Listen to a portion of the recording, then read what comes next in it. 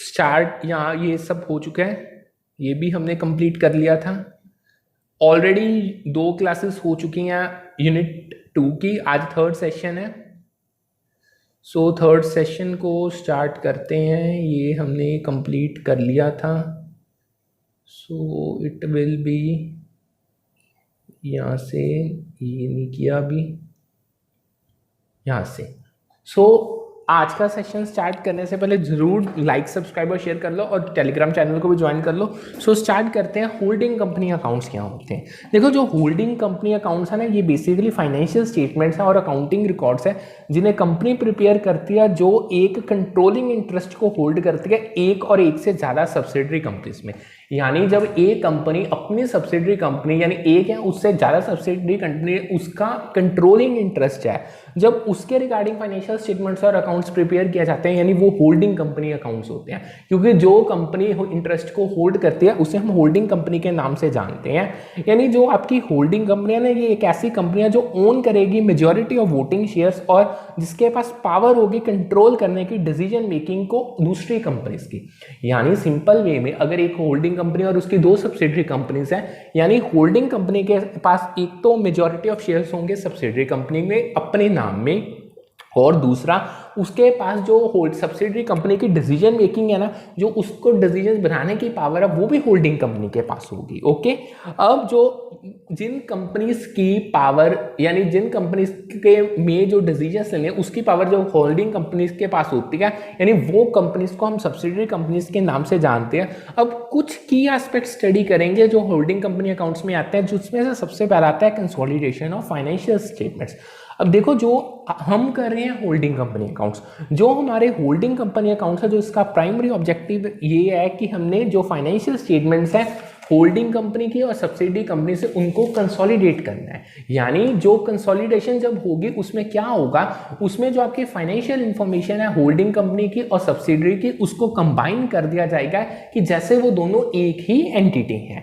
अब ये इससे क्या फायदा होता है, इससे हमें ना एक कॉम्प्रिहेंसिव व्यू मिल जाता है फाइनेंशियल पोजीशन का, परफॉर्मेंस का और पूरी कंपनी, जो हमारे पूरा एंटायर ग्रुप है उसके कैश फ्लोज का। ओके, अभी एक लाइन मैंने यहाँ पे मेंशन की है, बहुत इंपॉर्टेंट है। वो क्या कह रहे हैं, a statement of change in financial position typically discloses various transactions and events. यानी जो आप स्टेटमेंट बनाते हो, जो बेसिकली जिसका नाम क्या है, statement of changes in financial position.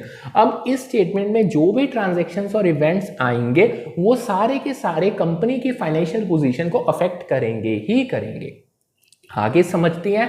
देखो, डिविडेंड्स ऑन शेयर डिक्लेयर्ड, जो हम शेयर्स हैं जो कंपनी के, जिसपे जब वो डिविडेंड डिक्लेयर किया जाता है उसको इस स्टेटमेंट में इंक्लूड नहीं किया जाता। मार्क माई वर्ड्स, बहुत इंपॉर्टेंट चीज है ये। क्यों? क्योंकि ये रिप्रेजेंट करते हैं प्रॉफिट की डिस्ट्रीब्यूशन जो हम शेयर होल्डर्स के टूवर्ड्स कर रहे हैं, और ये कंपनी के फाइनेंशियल पोजीशन को डायरेक्टली अफेक्ट नहीं करेंगे, नहीं उन पे कोई भी किस्म का इंपैक्ट डालेंगे। ओके, नेक्स्ट क्या आते हैं, इवेंट्स। ऐसे कुछ इवेंट्स हैं जो फाइनेंशियल पोजीशन को अफेक्ट करेंगे एंड जिनको हम फाइनेंशियल पोजीशन यानी statement of changes in financial position में डिस्क्लोज करेंगे। वो क्या क्या हो सकते हैं, ये पेपर में डायरेक्टली पूछे गए थे। देखो, इसमें से सबसे पहले आपकी जो आपका ट्रेजरी स्टॉक है उसकी परचेज या रिटायरमेंट हो सकती है। जो आप कैश डिविडेंड जो डिक्लेयर कर रहे हो उनको आपने डिक्लेयर कर दिया बट अभी तक उनको पे नहीं किया। शेयर कैपिटल जो इशू की गई है एक्वायर, यानी जो आप शेयर्स इशू कर रहे हो प्रोडक्टिव फैसिलिटीज को एक्वायर करने के लिए, यानी ये 3 चीजें अफेक्ट करें। देखो, ये आपको चॉइस के क्वेश्चन में आया था, यानी उन्होंने 6-7 ऑप्शंस दे दी थी, उन्होंने बताया था आप बताओ इनमें से चूज करके कि कौन से ऐसे इवेंट्स हैं जो फाइनेंशियल पोजीशन को अफेक्ट करेंगे। So that this is the answer. Okay, next topic पे शिफ्ट ऑन होते हैं हमारा, वो है सब्सिडरी रिपोर्टिंग का। देखो, जो फाइनेंशियल स्टेटमेंट होती हैं जो सब्सिडरी की होती हैं वो टिपिकली प्रिपेयर कर ली जाती है in accordance with applicable accounting standard. यानी जो हम आपकी सब्सिडरी कंपनी से जो उनके आप फाइनेंशियल स्टेटमेंट्स बनाओगे उनके जो प्रेपरेशन होगी वो होगी जो उनको जो उन कंपनीज पे एप्लीकेबल है अकाउंटिंग स्टैंडर्ड उसके अकॉर्डिंग। यानी जो होल्डिंग कंपनी है उसे इंश्योर करना पड़ेगा कि जो सब्सिडरीज की फाइनेंशियल स्टेटमेंट्स हैं एक तो वो कंप्लीट है, वो एक्यूरेट है और वो कंप्लाई कर रही है जितने भी आपके रिपोर्टिंग रिक्वायरमेंट्स हैं उनके साथ। अब जो होल्डिंग कंपनियां, उसे देखना पड़ेगा, उसे रिव्यू करना पड़ेगा अकाउंटिंग पॉलिसीज को और प्रैक्टिसेस को जो सब्सिडरी कंपनीज फॉलो कर रही है, ताकि जो वो जितना उसका होल्डिंग और सब्सिडरी का ज्वाइंट जो एंटायर ग्रुप है उसमें कंसिस्टेंसी बनी रहनी चाहिए। ओके, नेक्स्ट हमारा आता है इन्वेस्टमेंट इन सब्सिडरीज। अब जो होल्डिंग कंपनी की इन्वेस्टमेंट है सब्सिडरी में, उसको रिकॉर्ड किया जाता है as an asset holding company की बैलेंस शीट में। यानी जो होल्डिंग कंपनी ने पैसा इन्वेस्ट किया हुआ है सब्सिडरी कंपनी में, होल्डिंग कंपनी उसे अपनी स्टेटमेंट यानी अपनी बैलेंस शीट में एज ए एसेट शो करेगी। देखो, ये एक इनिशियल इन्वेस्टमेंट है जिसे टिपिकली कॉस्ट पे रिकॉर्ड किया जाएगा और इसमें सब्सिक्वेंट चेंजेस लाई जाएंगे in the value of investment may be accounted for based on applicable accounting standard. यानी देखो, जब फर्स्ट टाइम ये इन्वेस्टमेंट की जाएगी तो जो इसकी रिकॉर्डिंग होगी होल्डिंग कंपनी की बैलेंस शीट में वो होगी एट कॉस्ट, और बाद में जैसे जैसे इन्वेस्टमेंट की वैल्यू कम होती है बढ़ती जाएगी एज पर अकाउंटिंग स्टैंडर्ड, उसमें चेंजेस लाए जाएंगे। यानी जो मेथड्स बेसिकली फॉलो किए जाते हैं वो इक्विटी मेथड होता है और फेयर वैल्यू मेथड होता है। नेक्स्ट हमारे पास आती है इंटर कंपनी ट्रांजैक्शंस। देखो, अब जो मैं आपको यही करवा रहा हूँ ये कुछ रेलेवेंट या मोस्ट इंपॉर्टेंट टॉपिक है जो होल्डिंग कंपनी अकाउंट्स के अंदर आते हैं, जो पेपर में पूछे गए हैं। देखो, जो आपकी इंटर कंपनी ट्रांजैक्शंस है, देखो जो आपकी इसमें क्या है, जो आपकी होल्डिंग कंपनी अकाउंट्स है यानी वो इंक्लूड करेगी elimination of inter company transaction and balances. यानी जितने आपके होल्डिंग कंपनी अकाउंट्स बन रहे हैं, जो आप अपनी इंटर कंपनी ट्रांजैक्शंस और जो बैलेंसेस जब उनके एलिमिनेशन करोगे वो इसके अंदर आएगी। अब जो इंटर कंपनी ट्रांजैक्शन होती है ये बेसिकली बाइंग और सेलिंग होती है गुड्स की, सर्विसेज की और एसेट्स की between holding and subsidiary company. Okay, अब जो ये ट्रांजैक्शन है ये एलिमिनेट कर दी जाती है ताकि जो अवॉइड किया जा सके डबल काउंटिंग को, और उन जो ट्रांजैक्शन जो एक्सटर्नल पार्टीज के साथ केवल हो रही है उनको रिफ्लेक्ट ऑन किया जा सके। ओके, नेक्स्ट हमारे पास आता है माइनॉरिटी इंटरेस्ट। देखो, जो होल्डिंग कंपनियां अगर तो वो 100% सब्सिडरी को ओन नहीं करती, तब जो पोर्शन सब्सिडरी इक्विटी का है जो होल्डिंग कंपनी ने नहीं अपने नाम पे किया उसे हम क्लासिफाई कर देते हैं as a minority interest on non controlling asset. Simple way में समझाता हूं, मान लो अगर होल्डिंग कंपनी, एक ऑप्शन उसके पास है कि उसकी जो सब्सिडरी है उसका 100% ओनरशिप होल्डिंग कंपनी के पास है। सेकेंड बात, ऑप्शन में होल्डिंग कंपनी है उसकी सिर्फ 60% ओनरशिप सब्सिडरी कंपनी ने है, यानी जो 40% बच गई या तो हम उसे माइनॉरिटी इंटरेस्ट का नाम दे देंगे या नॉन कंट्रोलिंग इंटरेस्ट का नाम दे देंगे। ओके, अब जो माइनॉरिटी इंटरेस्ट होता है सब्सिडरी कंपनी में होल्डिंग कंपनी का, उसे सेपरेटली रिकॉर्ड किया जाता है कंसोलिडेटेड फाइनेंशियल स्टेटमेंट में, ताकि जो शेयर होल्डर्स की इक्विटी को रिफ्लेक्ट अच्छे से किया जाए, जो किसके साथ रिलेटेड है या एट्रीब्यूटेड है, जो नॉन कंट्रोलिंग शेयर होल्डर्स के साथ एट्रीब्यूटेड है। ओके, आगे आते हैं आपके डिस्क्लोजर्स। अब जो होल्डिंग कंपनी अकाउंट्स है इनको एक रिक्वायरमेंट है डिस्क्लोजर की, यानी इन्हें नेचर और एक्सटेंट होल्डिंग कंपनी के इंटरेस्ट की जो सब्सिडरीज में उनका है उसको एक्सप्लेन यानी डिस्क्लोज करना पड़ता है। यानी जिस टाइप का भी होल्डिंग कंपनी का इंटरेस्ट सब्सिडरी में है, क्या उसकी नेचर है, क्या उसकी एक्सटेंट है, ये होल्डिंग कंपनी अकाउंट्स में डिस्क्लोज करना पड़ेगा। अब जो ये डिस्क्लोजर है इसमें सारी इंफॉर्मेशन आ जाती है related to significant subsidiaries, consolidation basis क्या थे, क्या आपकी रिलेटेड पार्टी ट्रांजैक्शन थी, अगर कोई रिस्ट्रिक्शन इंपोज किए है वो क्या है, और क्या डिस्ट्रीब्यूशन है सब्सिडरी के एसेट्स की। ओके, ये सारी चीजें डिस्क्लोजर में, इसके अलावा कुछ और भी होते हैं एक्सेट्रा, बस आपको इतना ही याद रखने की जरूरत है जो सब्सिडरी कंपनी के डिस्क्लोजर्स मतलब होल्डिंग कंपनी अकाउंट्स के डिस्क्लोजर रिक्वायरमेंट्स में मैंडेटरी है।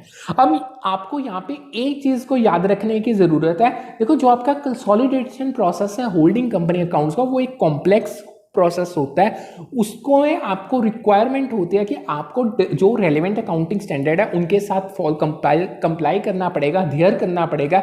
जैसे इंटरनेशनल फाइनेंशियल रिपोर्टिंग स्टैंडर्ड्स हो सकते हैं या आपके जो generally accepted accounting principles gap है, जो भी रेलेवेंट स्टैंडर्ड होगा उसके साथ आपको कंप्लाई करना पड़ेगा। डिपेंड करता है कि आपके जुरिस्डिक्शन में लगता कौन सा है। एडिशनल जो आपके प्रोफेशनल जजमेंट और एक्सपर्टाइज है वो इसमें हमेशा चाहिए ही चाहिए, ताकि जो आप जो कंसोलिडेशन यानी स्पेसिफिक कंसोलिडेशन इश्यूज अराइज हो रहे हैं उनको एड्रेस किया जा सके और जितने भी कॉम्प्लेक्स ग्रुप स्ट्रक्चर्स हैं उनको भी अच्छे से एड्रेस किया जा सके।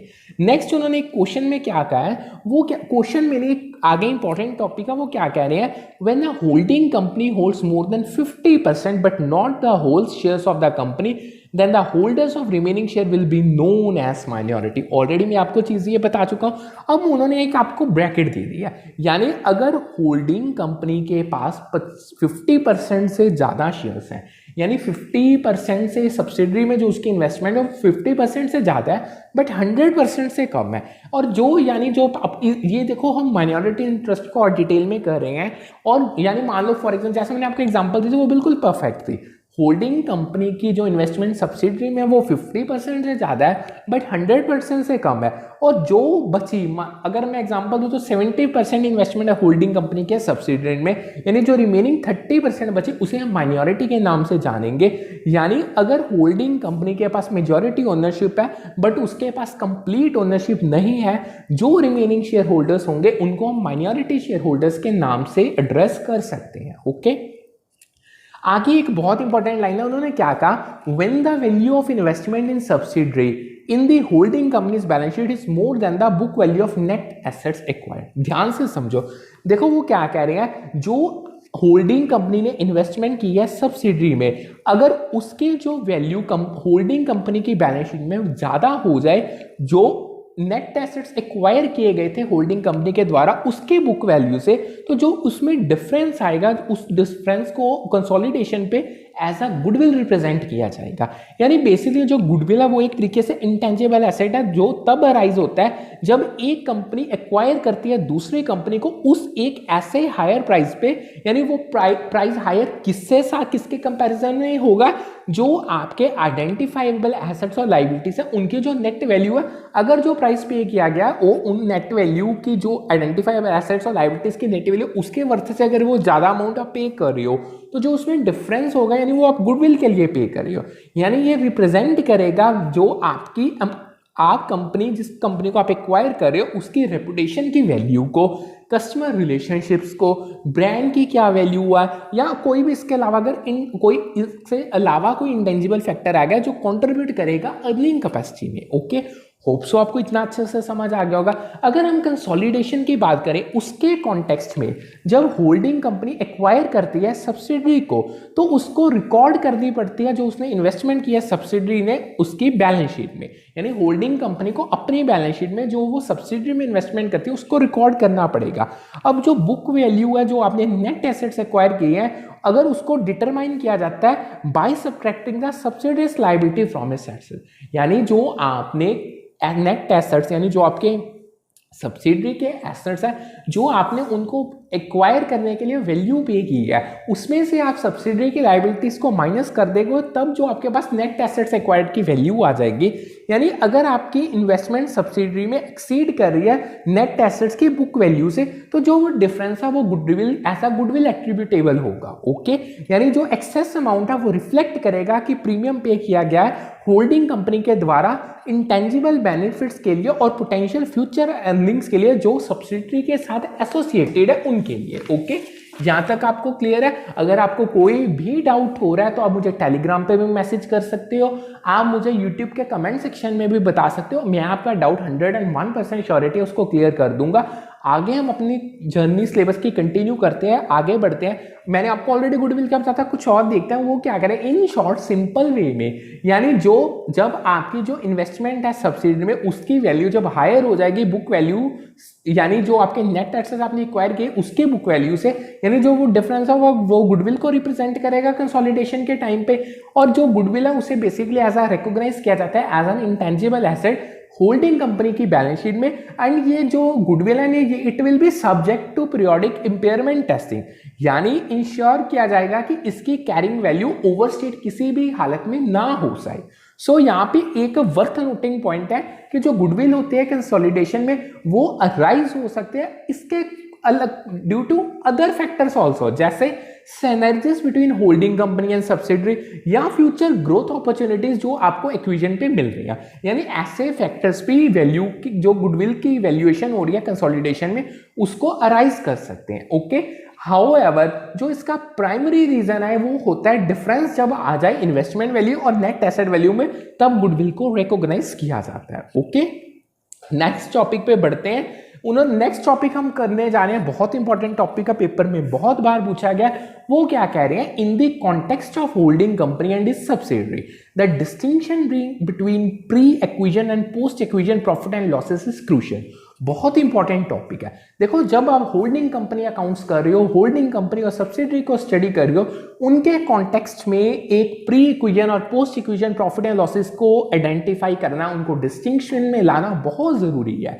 सबसे पहले आते हैं pre acquisition profit and losses. अब ये इनका क्या मतलब है, this refers to profit and losses generated by subsidiary company before the holding company acquires a controlling interest in it. यानी जो आपके pre acquisition profit and losses है, ये किन्होंने कमाई है, ये सब्सिडरी कंपनी ने कमाई है। ये उस टाइम पीरियड के प्रॉफिट्स हैं जो सब्सिडरी कंपनी ने अर्न की है जब तक उसे होल्डिंग कंपनी में एक्वायर नहीं किया गया था। यानी जो pre acquisition profit and losses होते हैं, इनको कंसीडर किया जाता है as capital profit and losses. Mark my words, बहुत इंपॉर्टेंट चीज है, ये डायरेक्टली पेपर में बहुत बार पूछी गई है। क्योंकि इनको क्यों capital profit and losses consider किया जाता है, क्योंकि ये एसोसिएटेड है कैपिटल स्ट्रक्चर के साथ, परफॉर्मेंस के साथ सब्सिडरी की एक्विजन से प्रायर, यानी एक्विजन होने से पहले जो सब्सिडरी की परफॉर्मेंस थी, क्या उसका कैपिटल स्ट्रक्चर था, ये प्रॉफिट एंड लॉसेस उसके साथ एसोसिएटेड है। नेक्स्ट हमारे पास आते हैं post acquisition profit and losses. अब इनका क्या मतलब, ये वो प्रॉफिट एंड लॉसेस हैं जिनको जनरेट किया गया सब्सिडरी कंपनी ने जब उसे होल्डिंग कंपनी ने एक्वायर कर लिया था, यानी उसमें controlling interest holding company acquire कर चुकी थी। यानी जो आपके post acquisition profit and losses है, ये कंसीडर किए जाएंगे as a revenue profit and losses. Mark my word, यानी इन शॉर्ट जो प्री इक्विजन है वो कैपिटल हो गए, जो पोस्ट इक्विजन है वो रेवेन्यू प्रॉफिट एंड लॉसेस हो गए। क्यों किया जाएगा इसे as a revenue profit and losses consider, क्योंकि ये अराइज हो रहे हैं ड्यू टू ऑनगोइंग ऑपरेशंस और activities of subsidies under the control and ownership of holding company. Simple way में क्या कहना चाहते हैं, मैं आपको क्लियरली मेंशन करता हूं। जब होल्डिंग कंपनी ने एक कंट्रोलिंग इंटरेस्ट एक्वायर कर लिया सब्सिडरी कंपनी में, यानी अब जितने भी डिसीजन मेकिंग ओनरशिप और कंट्रोल होगी वो होल्डिंग कंपनी होगी।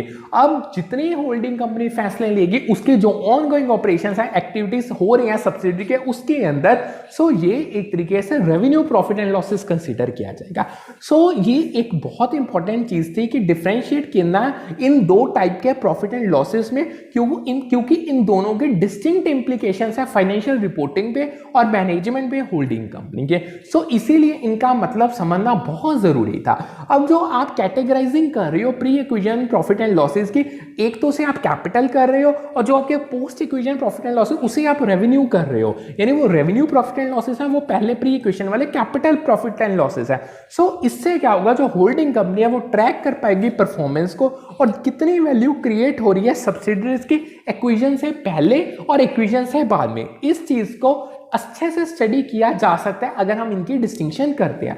अब जो ये डिफरेंशिएशन है ये हेल्प करेगी हमें इंपैक्ट को असेस करने के लिए जो एक्विजन का पड़ रहा है फाइनेंशियल पोजीशन पे और प्रॉफिटेबिलिटी के होल्डिंग कंपनी के, इवन होल्डिंग कंपनी के ओवरऑल इन्वेस्टमेंट पोर्टफोलियो में। ओके, यहां तक होप सो आपको अच्छे से क्लियर हो गया होगा। यहाँ पे हमारी अब सेकेंड लाइन भी कंप्लीट हो गया। अब हम आके अपने सिलेबस की नेक्स्ट लाइन पे कंटिन्यू कर रहे हैं, उसको स्टडी कर रहे हैं।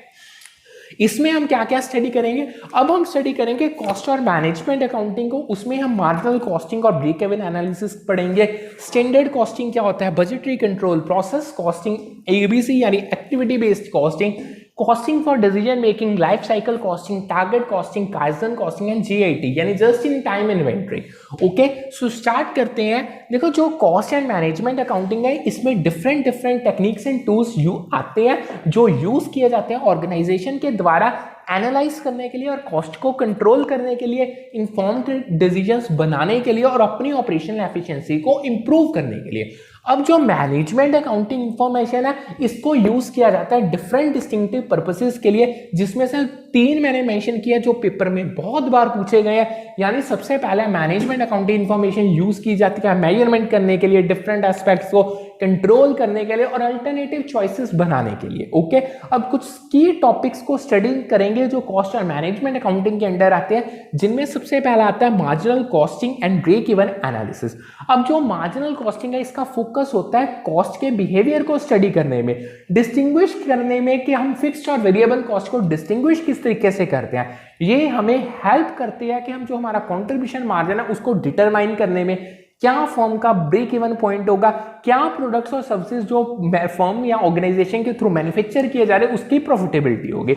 यानी जो आपके ब्रेक इवन एनालिसिस है ये कैलकुलेट करते हैं लेवल ऑफ सेल्स को जो नेसेसरी है हमारी जो ओवरऑल कॉस्ट है उसको कवर करने के लिए और एक जीरो प्रॉफिट पोजीशन को अचीव करने के लिए। ओके, अब कुछ मार्जिनल कॉस्टिंग की असम्पशंस है जो बहुत बार पेपर में है। सबसे पहले क्या है कि जो मार्जिनल कॉस्टिंग की पहली असम्पशन है वो क्या कहती है, जो आपकी टोटल कॉस्ट है आप उसको सेग्रीगेट कर सकते हो फिक्स्ड और वेरिएबल कंपोनेंट में, यानी आप डिफरेंशिएट कर सकते हो फिक्स्ड कंपोनेंट कॉस्ट के कौन से और वेरिएबल कंपोनेंट्स कॉस्ट के कौन से है।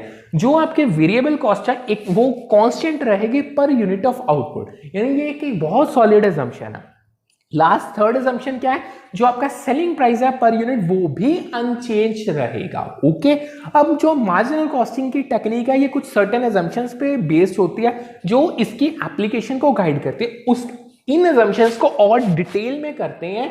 सबसे पहले वो क्या कह रहे हैं, जो फिक्स्ड कॉस्ट है एक तो वो कांस्टेंट रहेगी और अनचेंज रहेगी for entire volume of production. ये एक मार्जिनल कॉस्टिंग की बहुत सॉलिड और वैलिड असम्पशन है। यानी जो मार्जिनल कॉस्टिंग है वो ट्रीट करेगी फिक्स्ड कॉस्ट को एज अ पीरियड कॉस्ट जो वेरी नहीं करेगी with the level of output एक रेलेवेंट रेंज के अंदर। सेकेंड जो मेन असम्पशन है, जो आपकी वेरिएबल कॉस्ट है वो भी कांस्टेंट रहेगी per unit of output irrespective आपका आउटपुट का लेवल क्या है। ये भी एक वैलिड असम्पशन है मार्जिनल कॉस्टिंग की। यानी ये असम्पशन ये अज्यूम करती है कि जो आपकी वेरिएबल कॉस्ट है वो पर यूनिट अनचेंज रहेगी, वो नहीं वो सेम रहेगी रिगार्डलेस आपके वॉल्यूम ऑफ प्रोडक्शन क्या है। थर्ड मेन असम्पशन है कि there will be not be any change in pricing policy, यानी जो आपकी प्राइसिंग पॉलिसी है फर्म की उसमें कोई चेंज नहीं आएगा, यानी due to changes in volume competition etcetera etcetera. अब जो मार्जिनल कॉस्टिंग है वो कोई does not make any specific assumption about pricing policy, यानी इसमें ना एक और चीज समझो, जो मार्जिनल कॉस्टिंग है ना वो कोई स्पेसिफिक असम्पशन नहीं बना रही प्राइसिंग पॉलिसीज के रिगार्डिंग। यानी जो प्राइसिंग डिसीजंस है वो बेस करते हैं अलग अलग फैक्टर्स पे, उसमें आप वॉल्यूम के चेंजेस भी इंक्लूड कर सकते हो, कंपटीशन हो गया या कोई भी मार्केट कंडीशन होगी। ओके, यहां तक होप्स आपको अच्छे से समझ आ गया होगा। नेक्स्ट हमारा आता है मार्जिन ऑफ सेफ्टी। क्या है, देखो मार्जिन ऑफ सेफ्टी का फॉर्मूला बड़ा इंपॉर्टेंट है। यानी मार्जिन ऑफ सेफ्टी आप कैलकुलेट कर सकते हो profit into sales divided by PV ratio, यानी ये फॉर्मूला इसको याद रखना। इवन मार्जिन ऑफ सेफ्टी को कैलकुलेट किया जा सकता है जब हम सेल से ब्रेक इवन सेल्स को माइनस करते हैं। यानी जो आपका मार्जिनल सेफ्टी है ये एक फाइनेंशियल मैट्रिक है जो रिप्रेजेंट करता है जो आपका एक्चुअल और projected sales and break even point में डिफरेंस है उसको। यानी ये इंडिकेट करेगा कि क्या अमाउंट ऑफ सेल्स और रेवेन्यू जो can be lost before a business start incurring losses, यानी जब बिजनेस इनकर करना स्टार्ट करेगा लॉस उससे पहले आपको कितना अमाउंट सेल्स का और रेवेन्यू को लॉस करना पड़ेगा, ये आपको मार्जिन ऑफ सेफ्टी बताएगा। ओके, नेक्स्ट हमारे पास आता है ब्रेक इवन पॉइंट। देखो ब्रेक इवन पॉइंट का क्या फॉर्मूला, ये इक्वालिटी है contribution and total fixed cost में। यानी जो ब्रेक इवन पॉइंट है ये एक्चुअली अफेक्ट कब होता है, by changes in number of unit sold. Mark my words, बहुत इंपॉर्टेंट लाइन है इसीलिए मैंने बोल्ड में किया, इसको डिटेल में करते हैं। यानी जो आपका ब्रेक इवन पॉइंट है वो एक ऐसा लेवल ऑफ सेल्स है जहां पे जो कंपनी का टोटल रेवेन्यू वो इक्वल होगा टोटल कॉस्ट के साथ। यानी इसका रिजल्ट क्या होगा, ना तो प्रॉफिट होगा ना लॉस होगा। यानी जो आपका ब्रेक इवन पॉइंट है इसकी जो डिटर्मिनेशन की जाती है जब हम फिक्स्ड जो हमारे हम डिवाइड कर देते हैं फिक्स्ड कॉस्ट को बाय द कंट्रीब्यूशन मार्जिन पर यूनिट। यानी जो हमारा कंट्रीब्यूशन मार्जिन है, जब जो हमारी फिक्स्ड कॉस्ट है जब हम उसको कंट्रीब्यूशन पर मार्जिन के साथ डिवाइड करते हैं तो हमारे पास ब्रेक इवन पॉइंट की डिटर्मिनेशन हो जाती है। यानी जो अब यहाँ पे जो कंट्रीब्यूशन मार्जिन है वो डिफरेंस है between the sales price per unit and variable cost per unit. यानी जो आपके कंट्रीब्यूशन मार्जिन का फॉर्मूला है दैट विल बी, जब आप पर यूनिट सेल्स प्राइस में से per unit variable cost minus कर दोगे तो आपके पास कंट्रीब्यूशन मार्जिन आ जाएगा। यानी जो आपके नंबर ऑफ यूनिट सोल्ड जब इंक्रीज होंगे, सो अब इसका ओवरऑल क्रक्स क्या निकला जो ब्रेक इवन पॉइंट का, क्यों ये जो आपके नंबर ऑफ यूनिट सोल्ड में चेंजेस आते हैं उससे अफेक्ट होता है। यानी जब आपके नंबर ऑफ यूनिट सोल्ड, जितने आप यूनिट्स को बेच रहे हो वो इंक्रीज होंगे, तो इसका इंपैक्ट पड़ेगा ब्रेक इवन पॉइंट पे। अगर आपका जो नंबर है जो आप यूनिट्स को सोल्ड कर रहे हो वो हायर है, तो ज्यादा कंट्रीब्यूट करेगा towards covering the fixed cost. यानी इससे क्या होगा, जो आपका ब्रेक इवन पॉइंट है वो रिड्यूस हो जाएगा। कन्वर्सली जब आपके जो नंबर ऑफ यूनिट सोल्ड है वो डिक्रीज होंगे, तो उससे क्या होगा, जो आपका ब्रेक इवन पॉइंट है वो इंक्रीज हो जाएगा। यानी आपको ज्यादा टाइम लगेगा फिक्स्ड कॉस्ट को कवर अप करने के लिए। यहां तक आपको समझ आ गया। नेक्स्ट हमारा आता है पीवी रेशियो। देखो पीवी रेशियो का क्या फॉर्मूला है, total sales minus total variable cost divided by total sales. ये है पीवी रेशियो का फॉर्मूला, इसको आप जरूर याद रखना। इसमें अब आगे हम करने जा रहे हैं कंट्रीब्यूशन। कंट्रीब्यूशन क्या है, ये डिफरेंस है टोटल रेवेन्यू और टोटल वेरिएबल कॉस्ट में। यानी ब्रेक इवन पॉइंट पे जो आपका कंट्रीब्यूशन है वो फिक्स्ड कॉस्ट के बराबर होगा। ओके, जो कंट्रीब्यूशन है वो रिप्रेजेंट करता है जो अमाउंट है जो ईच यूनिट सोल कंट्रीब्यूट कर रही है towards covering the fixed cost. यानी आप एक एक चीज को बेच रहे हो यानी उसको सेल कर रहे हो, जो उससे पैसा आ रहा है यानी वो कितना पैसा यूज किया जाता है फिक्स्ड कॉस्ट को कवर करने के लिए, इसे रिप्रेजेंट करेगा कंट्रीब्यूशन।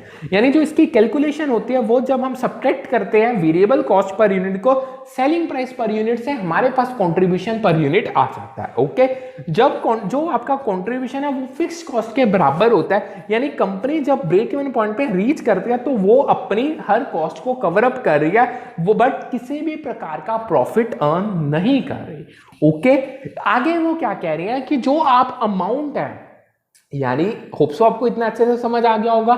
आगे करते हैं, वो क्या कह रहे हैं, जो amount of any given volume of output by which the aggregate cost are change if the volume of output increased by 1 unit. बहुत इंपॉर्टेंट लाइन है, ध्यान से समझो। वो क्या कह रहे हैं, जो अमाउंट है जो of any given volume of output, यानी आपको कोई भी आउटपुट की वॉल्यूम गिवन हो, जो उसका अमाउंट है by which the aggregate cost are change, यानी जो उसके अमाउंट से जो आपकी उसकी एग्रीगेट कॉस्ट है वो चेंज हो रही है if the volume of output is increased by 1 unit. यानी जो आपका कंट्रीब्यूशन मार्जिन है, इन शॉर्ट वो डिफरेंस है सेल्स रेवेन्यू और वेरिएबल कॉस्ट में, यानी ये रिप्रेजेंट करेगा अमाउंट ऑफ रेवेन्यू जो कंट्रीब्यूट करेगा आपको फिक्स्ड कॉस्ट को कवर अप करने में और प्रॉफिट को जनरेट करने में। तो अगर आपने अपना कंट्रीब्यूशन मार्जिन को इंक्रीज करना, तो आपको कुछ एक्शंस को कंडक्ट करना पड़ेगा। अब उन एक्शंस को स्टडी कर रही है। सो यहाँ पे अगेन मैं मेंशन करना चाहूंगा, आपको मैं बिल्कुल free of cost complete syllabus cover up करवा रहा हूँ, यूनिट 1 से लेके यूनिट 10 तक। कॉमर्स जिन बच्चों ने यूजीसी नेट का कॉमर्स का पेपर 2 देना है, so even free of cost आपको पीडीएफ प्रोवाइड्स की जा रही है पूरे एंटायर सिलेबस की, इंग्लिश और हिंदी लैंग्वेज में।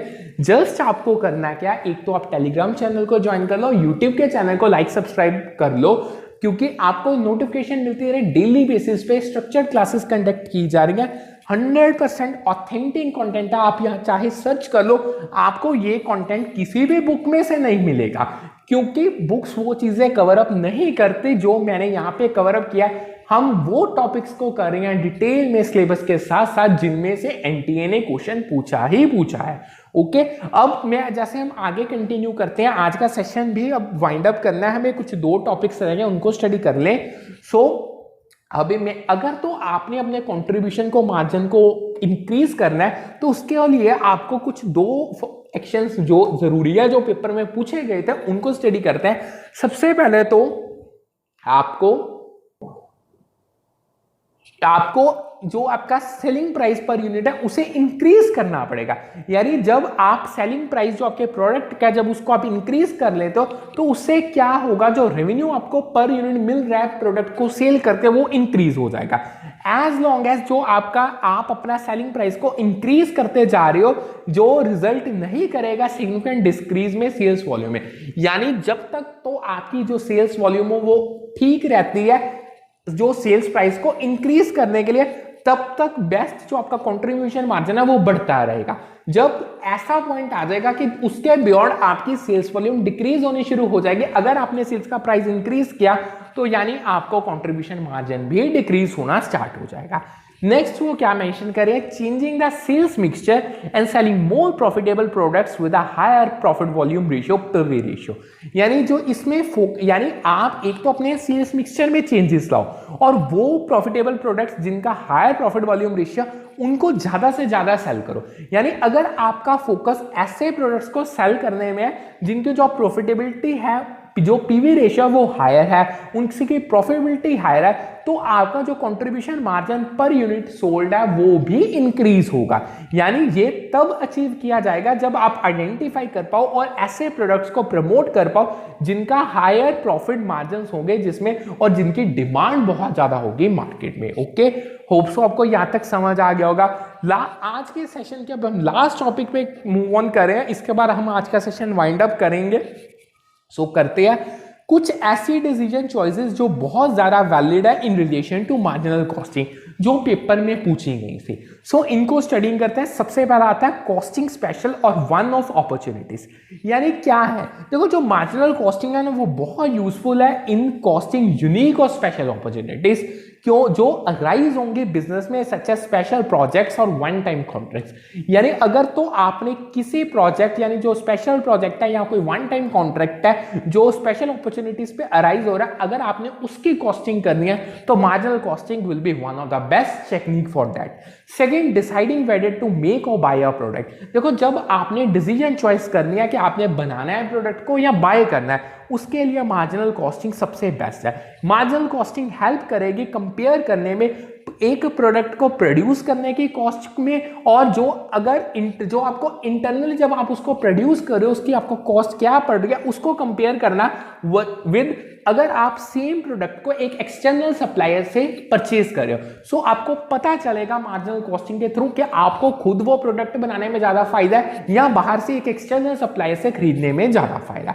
थर्ड मेन आता है choosing between competing alternative actions. यानी मार्जिनल कॉस्टिंग असिस्ट करती है इवेल्युएट करने में और सेलेक्ट करने में जो सबसे फाइनेंशियली फेवरेबल ऑप्शन है among the competing alternatives. Last में आता है एम्प्लॉइंग अ पेनिट्रेशन और डिस्ट्रॉयर प्राइसिंग स्ट्रेटेजी। यानी जो आपकी मार्जिनल कॉस्टिंग है वो उसके यूज किया जाता है डिटरमाइन करने के लिए एक एप्रोप्रिएट प्राइसिंग स्ट्रेटेजी। उसमें कौन सी कोई भी स्ट्रेटेजी हो सकती है, पेनिट्रेशन प्राइसिंग हो सकती है, डिस्ट्रॉयर प्राइसिंग हो सकती है, ताकि आप मार्केट शेयर को गेन कर पाओ और जो अपना कंपटीशन है उसको एलिमिनेट कर पाओ। होप सो यहां तक आपको अच्छे से समझ आ गया होगा।